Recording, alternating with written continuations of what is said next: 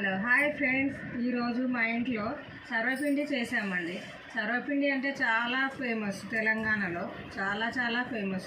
మేము చిన్న ఉన్నప్పుడు మా మమ్మీ చేసేది, మళ్ళీ ఇప్పుడు అదే సర్వపిండి ఫేమస్ అయ్యిందండి. మీరు కూడా చేసుకోండి, చాలా బాగుంటుంది. సర్వపిండికి కావాల్సిన పదార్థాలు: బియ్యపిండి, 1 గ్లాసు బియ్యపిండికి 1 స్పూను పచ్చెనపప్పు నానబెట్టి వేసుకోవాలి. పల్లీలు, ఉప్పు, కారం, కరివేపాకు, కొత్తిమీర, వెల్లుల్లి, ఉల్లిగడ్డ ఇవన్నీ వేసి కలిపేసుకొని మంచిగా ఒక గిన్నెలోనైనా కడాయిలోనైనా కొంచెం పల్సగా ఒత్తేసుకొని దాంట్లో మధ్యలో హోల్స్ పెట్టాలండి. ఆ హోల్స్లో ఆయిల్ వేసేసి ఇలా హోల్స్ పెట్టాలండి. ఇలా హోల్స్ పెట్టేసి ఆ హోల్స్లో ఆయిల్ పోయాలి.